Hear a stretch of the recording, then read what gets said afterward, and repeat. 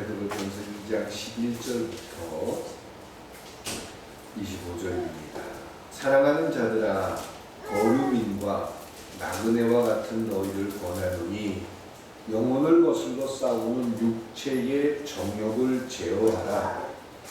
너희가 이방인 중에서 행실을 선하게 가져 너희를 악행한다고 비방하는 자들로 하여금 너희 선한 일을 보고 오시는 날에 하나님께 영광을 돌리게 하려 합니다. 인간의 모든 제도를 주를 위하여 순종하되 혹은 위에 있는 왕이나 혹은 그가 악행하는 자를 징벌하고 선행하는 자를 보상하기 위하여 보낸 총독에게 하라. 곧 선행으로 어리석은 자들의 무식한 말을 막으시는 것이라. 너희는 자유가 있으나 그 자유로 악을 가리는 데 쓰지 말고 오직 하나님의 종과 같이 하라. 무사람을 공경하며 형제를 사랑하며 하나님을 두려워하며 왕을 존대하라. 사관들아, 범사에 두려워함으로 주인들에게 순종하되 선하고 반용하는 자들에게만 아니라 또한 까다로운 자들에게도 그리하라. 부당하게 고난을 받아도 하나님을 생각함으로 슬픔을 참으면 이는 아름다우나 죄가 있어 매를 맞고 참으면 무슨 칭찬이 있으리요. 그러나 선을 행함으로 고난을 받고 참으면 이는 하나님 앞에 아름다움이라. 이를 위하여 너희가 부르심을 받았으니 그리스도도 너희를 위하여 고난을 받으사 너희에게 본을 끼쳐 그 자취를 따라오게 하려 하셨느니라. 그는 죄를 범하지 아니하시고 그 입에 거짓도 없으시며 욕을 당하시되 맞대어 욕하지 아니하시고 고난을 당하시되 위협하지 아니하시고 오직 공의로 심판하시는 이에게 부탁하시며 친히 나무에 달려 그 몸으로 우리 죄를 담당하셨으니 이는 우리로 죄에 대하여 죽고 의에 대하여 살게 하려 하심이라. 그가 채찍에 맞음으로 너희는 나음을 얻었나니 너희가 전에는 양과 같이 길을 잃었더니 이제는 너희 영혼의 목자와 감독 되신 이에게 돌아왔느니라. 아멘. 19절, 20절을 한번 보시겠습니까? 19절, 20절을 같이 한번 읽어보도록 하겠습니다. 부당하게 고난을 받아도 하나님의 일을 생각함으로 슬픔을 참으면 이는 아름다우나 죄가 있어 매를 맞고 참으면 무슨 칭찬이 있으리요. 그러나 선을 행함으로 고난을 받고 참으면 이는 하나님 앞에 아름다우니라. 아멘. 오늘 말씀의 제목은 아름다움이라. 하나님이 보시기에 참 아름답다, 만족한다, 좋다, 이런 표현입니다.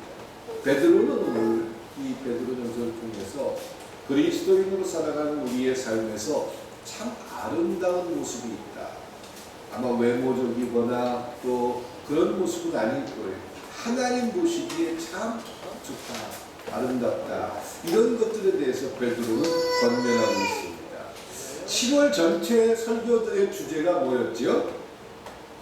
어떻게 살자? 착하게 살자. 착하게 사셨습니까? 참 착하게 살자. 왜 착하게 살아야 합니까? 하나님이 그런 마음을 주니까. 하나님이 하시니까. 그러면 그 하나님이 주는 마음들 때문에 착하게 생각하고 착하게 결정하신 일들이 있으십니까? 하나님 보시기에 착한 일이죠. 단순히 누구하고 비교해서 나는 저 사람보다 착해, 이건 착함이 제가 아니라고 했습니다. 3주에 걸쳐서 제가 말씀드린 게 착하게 산다, 이 말은 내 스스로가 나를 되돌아보면서 아, 나는 참 착하지 않구나, 이걸 발견하는 데서부터 시작된다고 했습니다. 교회가 그동안 사람들을 착각하게 만들어서 교회에서 하는 몇 가지의 일들 때문에 스스로 착하게 만들었다는 거죠. 그리고 다른 사람들 앞에서 스스로 나는 착하다라고 생각을 하기 시작했다는 겁니다. 나는 착하다, 여기서부터 시작이 돼서 끊임없이 원망하고 미워하고 불평하고 심지어는 하나님 앞에서조차 나는 착한데 나는 교회 일도 잘하고 참 착한데 하나님 왜 나한테 이런 걸 안 주십니까? 이렇게 요청을 하게 만들었다는 거죠. 이건 우리 스스로가 착하다로부터 시작된 우리의 모습이라는 거예요. 그럼 그 착한 기준은 뭡니까? 거짓말을 안 해서, 나쁜 일을 안 해서, 아니요, 교회를 안 빠지니까, 또 교회에서 요구하는 희생도 하고 헌금도 하니까, 헌금을 만약에 못하는 분들은 착하면서 조금 스스로 고민을 할 수도 있을지 몰라요. 근데 그런 것들이 착한 게 아닌데 교회에서는 그런 것들이 착한 모습이다라고 기준을 설정해줬어요. 그리고 그 착함들 때문에 스스로가 착하기 때문에 누군가를 판단하고 평가할 수 있고 사람들에게 끊임없이 착해야 된다라고 강요를 했던 게 우리의 모습이었어요. 그래서 착하게 살아야 된다 이거는 상대에게 끊임없이 착함을 강요하면서 내가 편하고 싶은 그런 인간적인 모습으로 드러날 수 있었다라는 거죠. 그러니까 이제 우리는 착하게 살지 맙시다. 나쁘게 삽시다. 이렇게 이야기해서는 안 될 겁니다.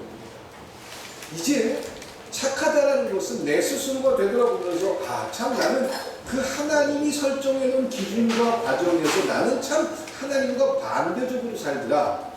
이걸 스스로가 보면서 나는 착하고 싶은 마음이 별로 없나 봐요. 이걸 발견하는 과정이라고 했습니다. 나는 참 착하지 않아요. 이걸 느끼는 거죠.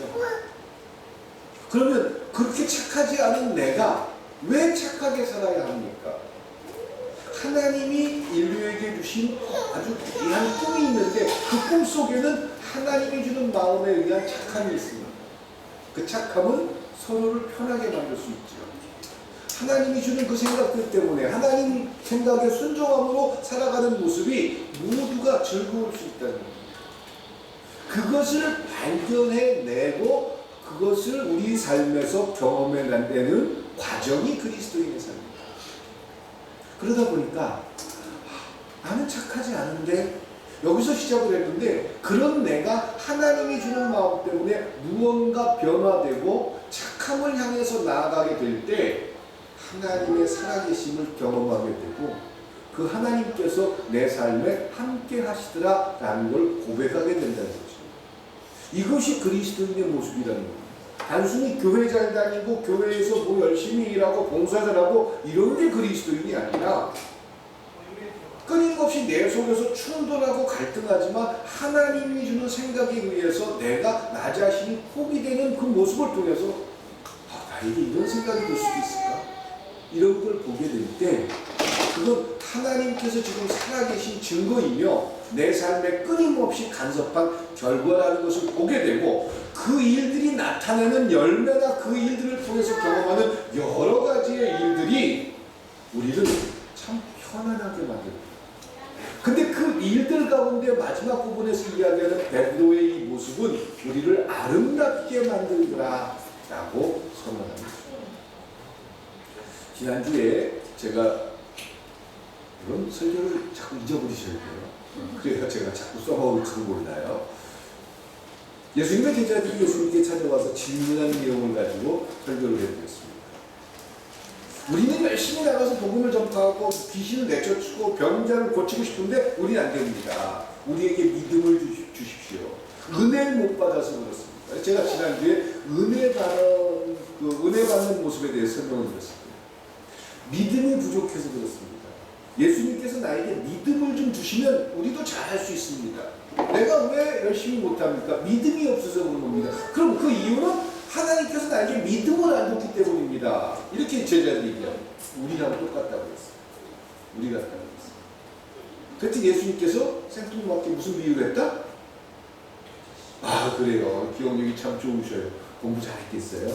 네. 겨자씨만한 믿음. 이걸로 설명. 근데 겨자씨만한 믿음이라는 게 생뚱맞은 얘기예요. 우리가 원하는 대답은 그래 기다려봐. 근데 너 자신이 너무 욕심이 많고 네 속에서 갈등이 많으니까 훈련 시간이 필요해.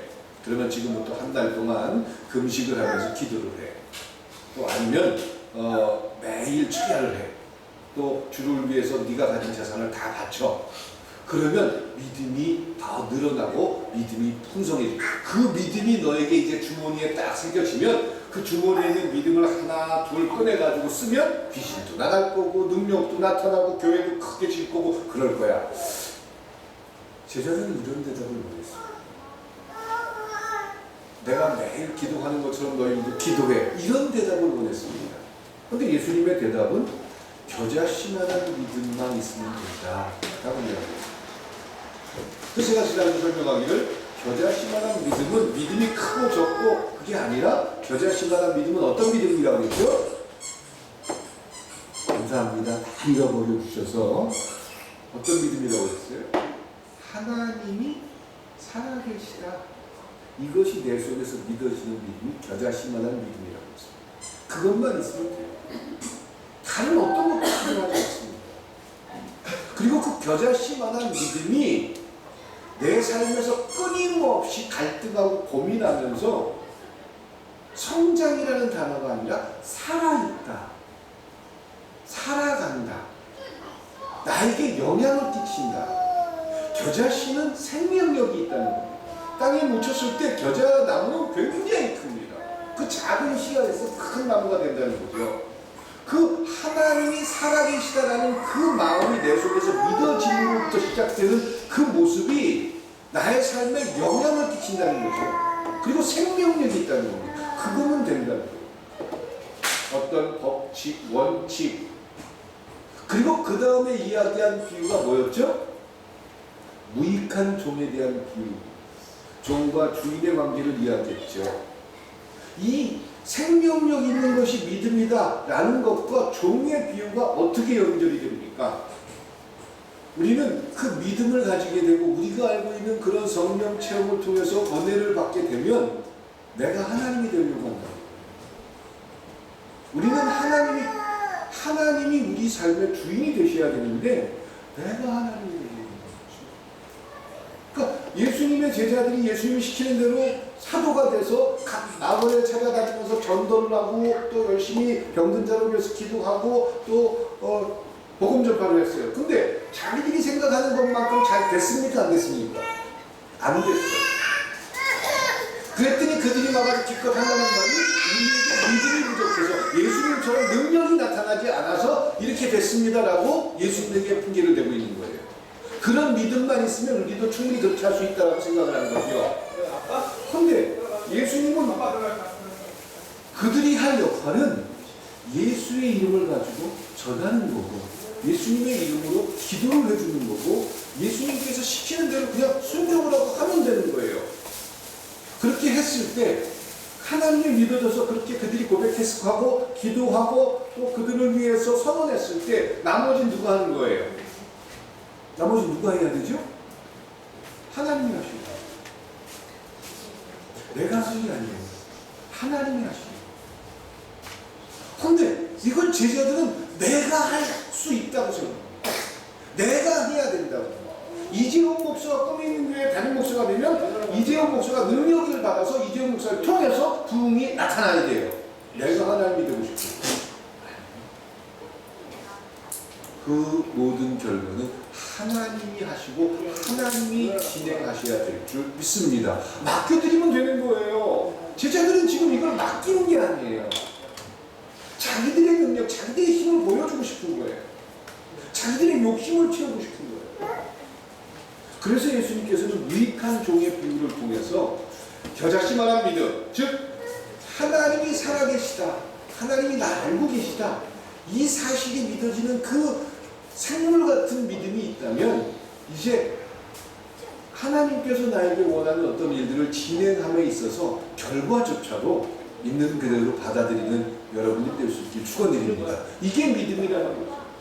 열심히 기도하고 열심히 헌신했는데 내 생각대로 될 수도 있지만 되지 못할 수도 있어요.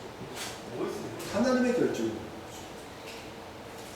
왜 우리가 스스로 하나님이 돼서 내 마음대로 그 하나님을 조종하고 싶을까? 이것이 내 스스로의 착각이라는 거죠. 여기서부터 좀 벗어나면 그러면 아무런 결과물도 없고 아무리 열심히 노력하고 애써도 뭐 잘 되면 그만이고 안 되면 뭐 할 수 없고 이렇게 받아들여야 되는 겁니까? 그죠?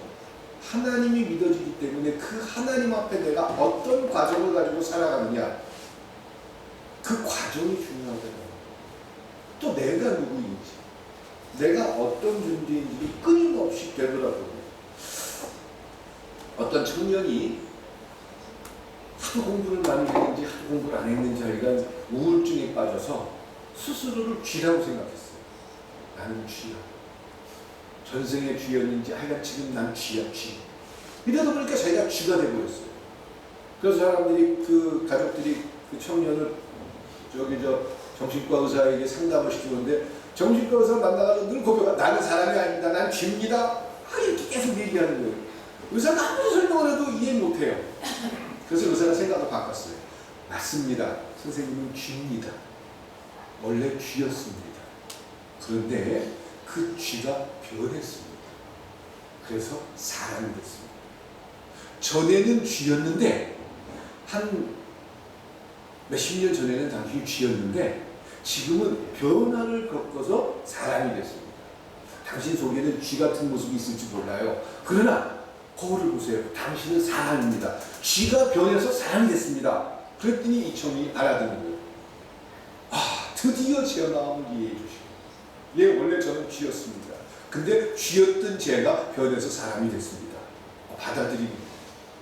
그래서 이제 그때부터 이 의사가 이 사람을 잘 상담해서 당신은 쥐가 아닙니다. 끊임없이 설명했어요.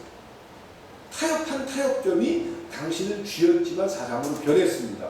이 청년이 그걸 받아들이면서 선생님 고맙습니다. 이제 저는 쥐가 아니라 사람이라고 생각하면서 살겠습니다. 그리고 아주 행복하게 병실문을 나와서 병원 밖으로 나갔다가 다시 튀어들어와요. 그래가지고 의사한테 얘기하기를, 선생님 큰일 났습니다. 뭐가 큰일 났습니까?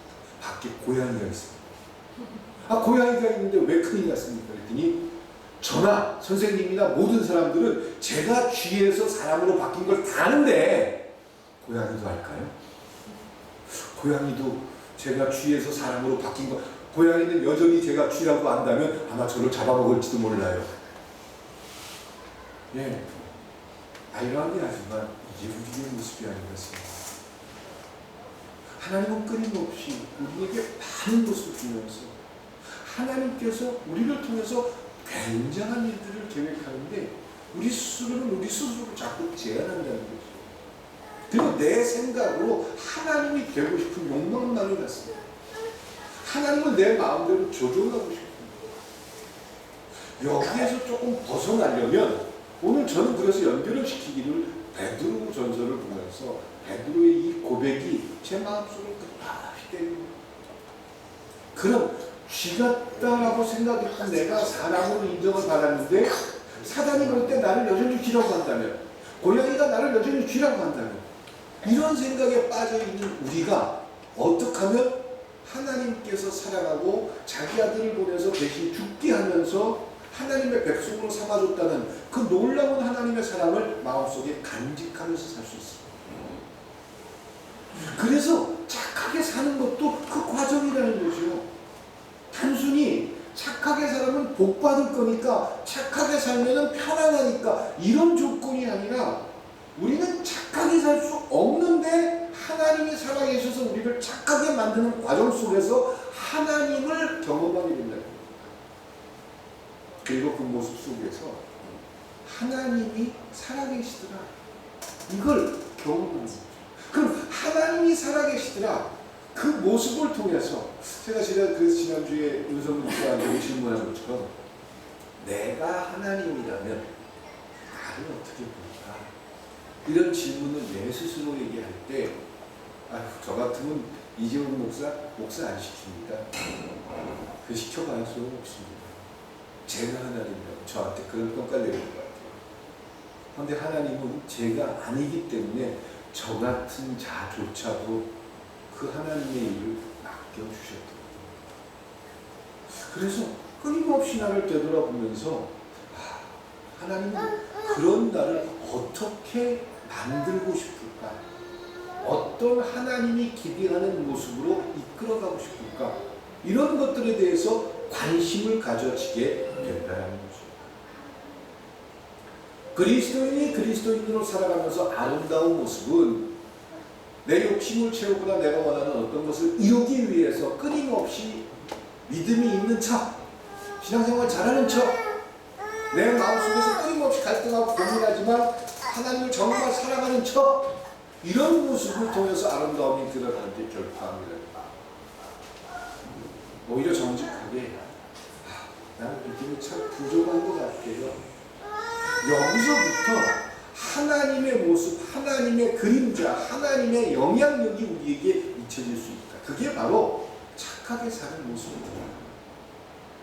그 착함을 통해서 하나님의 일들이 진행될 때 끊임없이 우리의 삶에서 갈등하는 요소들이 나타납니다.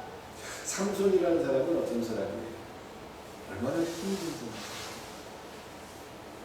뼈자국, 동물 뼈자국 하나 가지고 수천 명을 때려 죽일 정도로 그 당시 이제 기록을 통해서 알 수 있는 내용이잖아요. 그런 그가 스스로의 육체의 정욕을 이기지 못해서 그 모든 힘을 잃어버리고 그리고는 비참한 시간을 보낸 그런 삶을 우리는 성경책에 기록된 역사를 통해서 경험할 수 있습니다.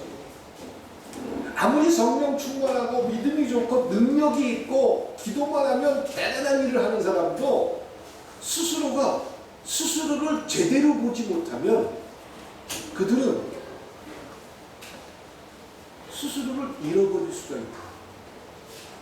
단순히 믿음을 한번 경험하고 성령 충만 경험하고 은혜를 경험했으니까 그게 전혀 변하지 않는다. 그렇지 않다는 거죠. 그들은 스스로 착각하게 된다는 겁니다. 사울 왕이 하나님에게 기름 부음을 받았지만 자기 모순에서 갇히면서 자기가 하나님이 되어오심으로 말미암아 그는 자기 자신을 제어할 수 없게 됐다. 우리가 우리 스스로를 제어할 수 없게 될 때 우리는 파산을 이룰지도. 여러분들은 여러분들 스스로를 제어할 수 있습니까? 잘 안 됩니다. 감정조차도 제어한다는 게 쉽지 않습니다. 그런데 하나님이 살아계셔서 내가 제어당할 수 있다면 그것은 마치 굉장히 피동적일 수 있을지 모르지만 그들은 제대로 가는 거예요. 그리고 착한 모습을 내가 착해졌다가 아니라 하나님이 나를 붙들고 계시더라. 이걸 경험하게 될 줄 믿습니다. 그게 그리스도인의 삶이다라는 겁니다. 그러면 본문 속에서 베드로가 이야기하는 그 착함을 통해서 나타난 아름다운 모습이 무엇이냐라고 규정을 한다면 절제하는 삶이 참 아름답다라고 이야기합니다. 컨트롤한다는 거죠. 내 스스로의 시간들, 내 스스로의 삶 속에서 제어한다. 브레이크를 건다.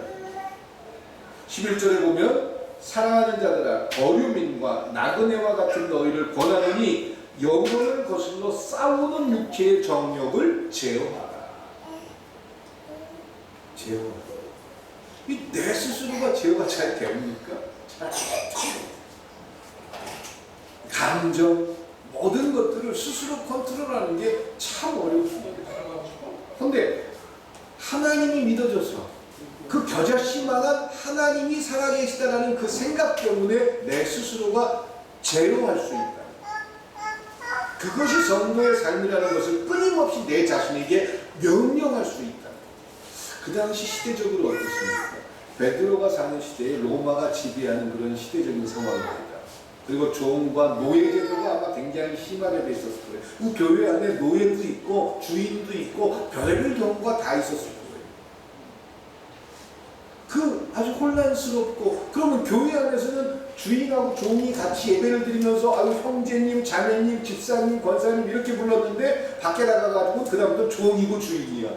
얼마나 혼란스럽겠어. 집에 가가지고 딱 주인이가 저기 뭐 준비해갖고 와라. 그럼 교회에서는 주인이 막 같이 섬기다가 이게 얼마나 혼란스럽겠어. 거의 막 아마 굉장한 갈등들이 많았어요. 그런 시대적인 모습, 또 정치적인 모습, 뭐 지금 우리 사회가 겪는 우파, 좌파 그런 뭐 갈등, 이거보다 더 심한 게 민족적인 갈등, 또 타민족에 지배당하는 그 갈등. 그 당시에 로마 사람들은 얼마나 무력했어요. 밤중에 로마 사람 지나가면 그냥 어떻게 돌을 던지든지 칼을 던지든지 내가 죽이고 싶은 게 아마 그 당시 유대인들의 마음이었을 거예요. 그런 그들과 화합할 수 있다는 거, 이게 불가능한 일이에요. 그들은 지배자로 들어와 있어요. 어떻게 그들과 막 일제시대 때 일본 사람들하고 화합하고 손잡고 잘 살아가, 이방도 어떻게 할 수 있습니까? 그럴 수 없잖아요. 근데 그 교회 안에는 예루살렘 교회는 로마 사람들도 와 있고 또 유대인들도 있고 이방 사람들도 있고 아주 다 섞여 있어요. 그런 갈등과 고민, 혼란, 정체성의 갈등, 고민 속에서 베드로는 하나님이 살아계시다라는 그 마음 때문에 그 마음을 통해서 착하게 사는 모습이 바로 스스로의 정욕, 또 스스로의 자기의 삶에서 감정적인 부분에 대해서 제어해야 된다. 근데 제어가 잘 되냐 이거예요? 안 되지요. 근데 그 제어가 보이지 않는 하나님의 손에 의해서 우리의 삶이 지배될 수 있다. 그래서 내가 그래 하나님 마음인데 내가 이렇게 해야지 라면서 받아들일 수 있다면 그 모습은 바로 아름다운 모습이다. 하나님이 진행하고 있다. 예수님께서는 그 당시에 어려운 시대적인 상황에서 아마 로마에게 세금을 내느냐 마느냐 이런 문제 가지고 또 바리새인들이 막 물어보고 그랬잖아요. 법을 지켜야 되느냐 말. 근데 예수님께서 물고기를 통해 가지고 물고기 속에 있는 동전을 꺼내 가지고 나도 세금 내겠다. 세금 내라. 세금 내는 거 가지고 그러지 마라. 이렇게까지 이야기합니다. 그러니까 법을 지키는 모습들도 이야기하는 것입니다. 예, 절제한다는 것, 정당하게 살아간다는 것. 그것은 우리 그리스도인들이 꼭 갖춰야 할 그런 덕목 중에 하나다라는 겁니다. 두 번째로 베드로전서에서 이야기하는 아름다운 모습은 순종하는 모습이 아름답다. 순종합니다. 순종은 내 생각에 맞아서 하는 게 아니라 내 생각과 충돌이 일어날지라도 그 결정을 받아들이는 거죠. 그 당시에 시대적으로 로마에게 지배당하면서 로마의 말을 듣는 거 참 어려울 거예요. 여러 가지 제도적인 법적인 여러 가지 상황들에 있어서 지킨다는 거 참 어려운 거예요. 단적인 말로 아브라함에게 백세해 주신 아들 이삭을 하나님께서 나에게 바쳐라 라고 명령했을 때 예 하나님, 하나님께서 주셨으니까 하나님께서 가져가십시오. 이거 굉장히 어려운 거예요. 근데 고민하고 갈등하면서 모리아산을 3일 길을 걸어서 올라가는 그 아브라함의 갈등 속에서 아브라함은 흔들렸지만 흔들리는 그 마음 속에서 하나님의 말씀과 명령을 붙들었다라는 거죠. 아들이 끊임없이 물어봤을 거예요. 아버지 어디 가요? 산에 올라가서 제사를 지냅니다. 그런데 재물이 없어요. 나무하고 이건 다 가지고 올라가는데 재물은 어디 있습니까? 하나 아버지인 아브라함은 결코 그 대답을 할 수가 없었을 것입니다. 재물이 이삭이었기. 허나 그럼에도 불구하고 아브라함은 아들을 바치라는 그 하나님의 명령을 순종했다. 하나님께서는 그런 아브라함의 모습을 보고 참 아름다우시다. 왜 믿음의 조상이 됐습니까?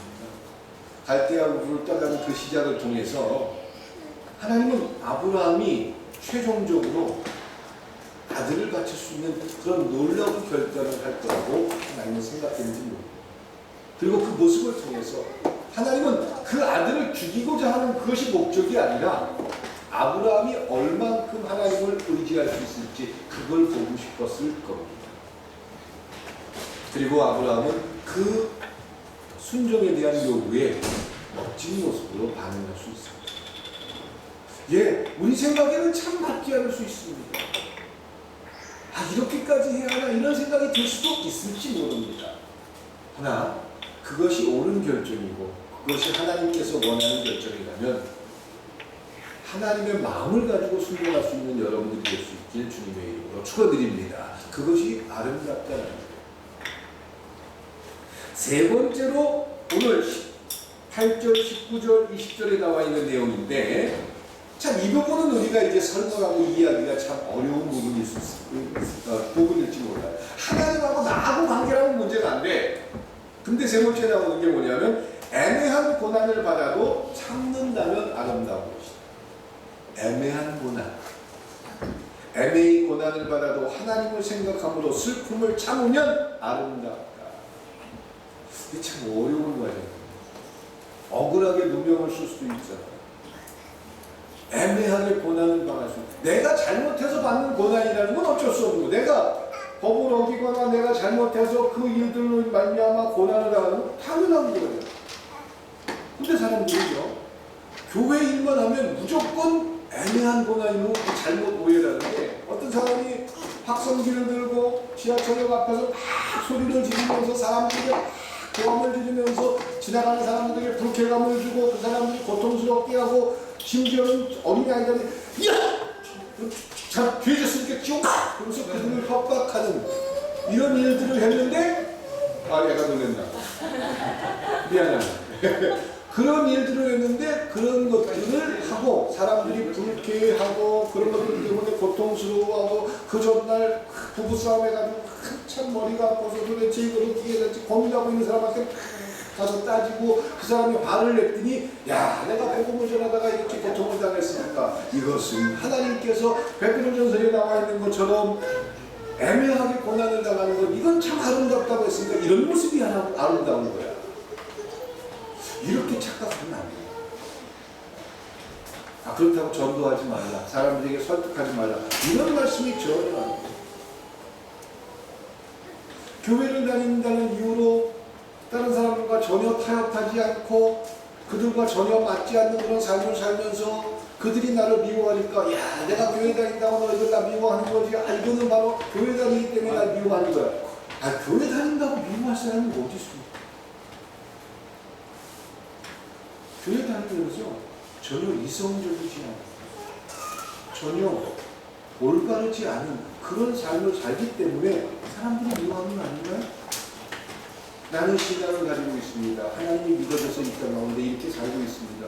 이것 때문에 고난을 주는 사람들은 없습니다. 물론 뭐 불교 신자라든가 저쪽 아랍권에 가가지고 나는 크리스찬입니다. 이런 것들 때문에 고난을 당할 수 있지만 우리가 살아가는 삶의 현실에서 내가 교회 다닙니다. 그것 때문에 여러분들을 고난스럽게 하고 고통스럽게 하는 경우는 없다는 거죠. 이성적이지 않고 그러면서 고집 부리고 말도 안 하고 말도 안 지키고 교회를 잘 다닌다고 큰 소리 치는데 한 말을 지키지 않아. 사람들 앞에 뭐 하겠다 뭐 주겠다 이래놓고 나서 안 해. 이런 건 내가 잘못한 거잖아요. 그런 거를 애매하게 고난을 받는 거다? 남의 돈 꿔가지고 안 갚어. 이거는 교회 다니는 사람 돈이지 않은 사람 상관없이 그건 잘못된 거잖아. 그런 어려움이 당했더니 교회가 하나님 내가 교회 다니면서 이런 어려움을 당합니다. 이거 참 하나님 앞에 제대로 가는 거지요? 아니요, 그거 제대로 가는 거 아니에요. 애매한 고난. 그러니까 살아가다 보면은 참 내 마음과 다르게 나는 누군가를 염려하고 걱정하고 그런 마음에서 여러 가지 마음들을 쓰는데 상대가 그걸 받아들이지 않고 나에 대해서 오해를 할 수 있어요. 심지어는 나에 대해서 잘못 평가해가지고 사람들에게 나에게 손가락질하지 하는 그런 경우를 경험할 수도 있어요. 그럴 때 베드로는 권면하기를 굳이 그들과 맞붙어 싸우지 말고 참아라. 그냥 이만큼 튀어오르는데 참아라. 그게 아름답다. 왜 참아야 됩니까? 라고 소리 지르고 싶어요. 왜? 참으라고 했죠. 누가 하니까? 그렇죠. 하나님이 안 계시다면 가서 싸우세요. 하나님이 없다면 절대로 1%도 손해보지 마세요.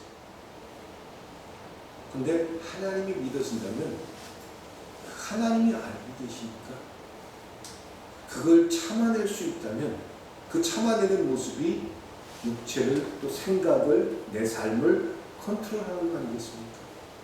그래서 그게 아름답다. 오늘 설교를 듣고 사람들은 목사님 얘기를 듣고 자 당신 아무리 힘들어도 참아야 돼 이러면 안 돼요. 그렇죠? 상대에게 강요하라고 이 말씀이 선포되냐. 내 자신. 이유는, 참는 이유는 하나님이 알고 계십니다. 네 번째로 아름다운 모습은 대신 욕하지 않을 때 아름답다. 대신 욕하지 않을 때. 여러분들 욕을 많이 하십니까? 안 하십니까? 일본을 보면 요즘 가끔 욕을 많이 하게 되고, 또 세상 돌아가는 꼴을 보면 욕을 하는데, 그것조차도 좀 참아야 합니다. 그것조차도 참아내면 그게 아름답다라는 거예요. 운전을 하면서 사고 났으면 어쩔 수 없는 거지만, 그렇지 않은데 막 소리를 지르고 욕을 하고 속이 시원하던가요? 저도 많이 해봤는데 그런다고 해결될 건 하나도 없어요. 김병수님, 그래 안 돼요. 같이 타고 있는 누가 들어? 욕을 해. 만약에 누가 크게 들었어. 저부 XX 이러면서 막 소리를 질러. 근데 그 사람이 들려요, 안 들려요? 안 들려. 누가 들어? 옆에 타고 있는 사람. 서로 불안해. 그리고 서로 화가 나. 근데 그 상황에서 아유, 저분이 뭐 바쁘셔서 그런가 봐. 그럴 수도 있지. 나도 저럴 수도 있는데 라고 받아들이면 타고 있는 사람은 굉장히 마음이 편해져. 야, 내가 좀 자도 이 사람은 운전을 이렇게 편하게 할 거야. 내가 만약에 좀 잔다고 막 이 사람이 막 공망을 하고 그러면 불안해서 잠이 오겠어. 못 자는 거지. 마찬가지로 욕을 할 수 있어요. 얼마나 요즘 욕 나올 일이 얼마나 많아요. 막 정치나 뭐 여러 가지 사회적인 문제 욕할 수 있어요. 텔레비전 보면서 여러분 뉴스 보면서 욕 많이 하십니까? 안 하십니까? 이모사님 욕 많이 하세요? 하면서 뉴스 보면서 많이 하시죠? 그럼 욕을 하신다면 좀 속이 시원하신가요? 문제는 그대로 있잖아요. 그렇죠? 네. 그럴 때 그런 상황들 속에서 욕을 하지 않는다면 그 모습은 하나님이 보시기에 아름답다. 그게 왜 아름다워요? 그리스도인의 특색이기 때문에. 힘이 센 사람 앞에서 그 사람하고 싸우기 위해서 멱살 잡고 싸울 수 있습니까? 우리 교회에서 저 나인천 목사님이 제일 힘 세죠? 참, 김영우 목사님이 더 센가? 하여간 그런 사람 앞에서 큰 소리 치면서 멱살 잡고 싸울 수 있습니까? 못해요. 근데 우리 교회에서 제일 힘이 없는 사람이 대옥이라고 한다면 이 대옥이 앞에서 싸움을 할 때 대옥이 앞에서 큰 소리 칠 수 있잖아요. 이건 너무 비겁한 거죠. 하나님 앞에서 살아가면서 그런 모습들이 얼마나 비겁한 일이에요. 정작 그 사람 앞에서는 말 한마디 못하고 쩔쩔매고 도망다니면서 자기보다 약하고 힘없는 사람 앞에서는 큰 소리 치면서 하나님이 절대로 원하지 않는 인류의 질서입니다. 하나님은요, 모든 사람들이 힘이 세건 힘이 약하건 지식이 많건 지식이 없건 또 많이 가졌건 많이 가지지 못했건 그들 모두가 조화를 이루어서 하나님께서 주는 마음을 가지고 서로 아끼면서 살기를 원하시는 줄 믿습니다. 이게 하나님이 원하는 인류에게 준 축복이에요. 짐승의 세계에는 양육강식이죠. 그러나 하나님이 만들어준 인류는 그게 아니에요. 보호하고 나누고 아끼고 그 모든 시작이 하나님이 주는 마음에 의해서. 그렇기 때문에 대신 욕하지 않는 모습, 욕할 수 있지만 그것조차를 포기하는 모습, 이건 하나님이 믿어지기 때문에 나타나는 놀라운 반증이요, 하나님이 그들과 함께하는 증거인 줄 믿습니다. 그 모습이, 그래서 집에서도 뉴스 보시면서 가능하면 욕을 좀 절제할 수 있게 축원드립니다. 왜? 누가 그랬습니까? 예수님이 그랬잖아요. 십자가에서 그 욕을 먹고 그 비난을 받아도 예수님에게 힘이 없었습니까? 예수님이 그들의 그 비난과 손가락질을 그 듣고 고통스럽고 힘든 시간 속에서 예수님이 말 한마디만 해도 어떤 일이 일어날지 모릅니다. 그러나 그것조차도 참아내십니다. 그러면서 그들을 향해서 하나님 앞에 기도하기를 저들이 저들의 죄를 모릅니다. 라고 몰라서 그런 거예요. 이렇게 받아들이는 거죠. 그리스도인으로 살아가는 우리의 삶에서 아름다울 수 있다는 거예요. 저는 그래서 꿈이 있는 교회 성도들의 삶이 착하게 사는 모습이 드러나고 그 결과가 아름다운 모습이 나타나서 어떤 사람이 찾아와가지고 이 교회에 김태권 장로님이라고 다니시지 않습니까? 우리 교회 장로님, 수석 장로님이십니다. 네, 저는 그분 때문에 이 교회를 좀 다니는 거예요. 그분이 참 아름다워요. 그분 때문에 내 삶이 참 행복해요. 나도 그 예수님을 좀 만나고 싶어요. 이런 일들이 여러분들을 통해서 드러날 수 있게 축원드립니다. 꿈이 있는 교회에 이기훈 목사라는 사람이 있는데 그 사람 때문에 내가 교회를 가고 싶어요. 꿈이 있는 교회에 조시영 권사님이라는 분이 계시는데 그분이 있어서 우리 교회가 너무 좋아요. 그리고 그분을 통해서 하나님 나라가 시작되는 것 같아요.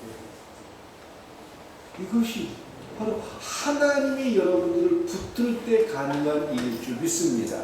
이런 일들이 일어난다면 여러분들은 참 즐겁고 행복하실 거예요. 물론 기숙이나 여러 가지 모습으로 교회를 잘 피하라고 또 교회가 늘어나고 이런 것들도 중요하지만 제가 재미난 얘기 하나 할까요? 끝부분이 끝날 때 됐어요.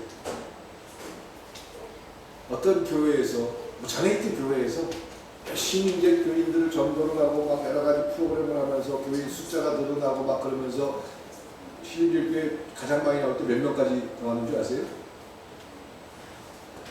140명. 제가 부모고 있으면서 그 숫자를 다 셌는데 140. 네, 그게 했다.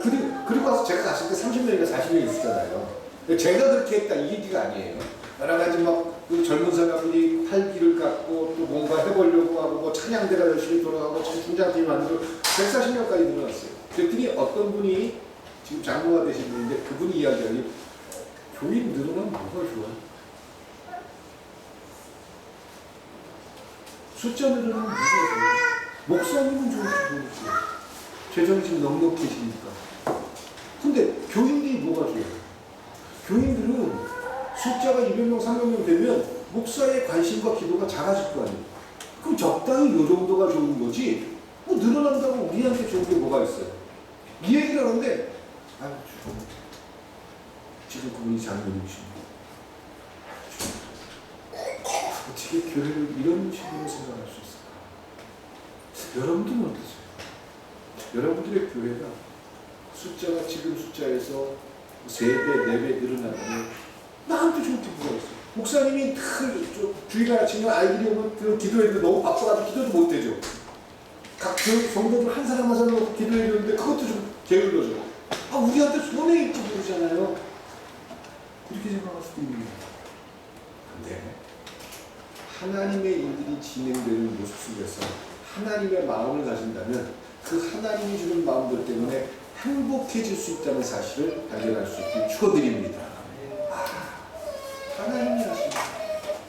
그러면 여러분 생각해보세요. 물론 교회가 교인 수가 늘어나는 것과 늘지 않는 것과 그것 때문에 하나님의 일이 진행되면 안 되고 저는 이렇게 보진 않습니다. 부흥해야 하나님이 함께하는 거고 부흥하지 않으면 하나님이 함께하지 않아요. 그렇지 않아요. 제자들이 전도하러 나가가지고 한 명도 전도 제대로 못하고 귀신을 못 쫓아냈지만 그들은 시키는 대로 했어요. 그건 된 거예요. 그 결과는 하나님의 결정입니다. 근데 그런 마음을 가지고 그리스도인으로 살아가면서 하나님이 여러분을 통해서 어떤 일들이 진행되고 나타난다면 즐거운 일이잖아요. 하나님과 기쁜 일이잖아요. 하나님이 나를 사용했다는 그 모습을 보면서 행복하잖아요. 그것으로 되지 않나요? 하나님이 나를 쓰더라. 나를 통해서 어떤 일을 하더라. 그거 하나님이 나를 알아주시더라. 나를 알아봐 주시더라. 그거는 여러분이 충분히 행복하지 않나요? 그래서 여러분들의 삶이 아름다울 수 있게 주님의 이름으로 축원드립니다. 기도드리겠습니다. 사랑과 은혜 하나님, 우리는 여러 가지의 삶의 결정을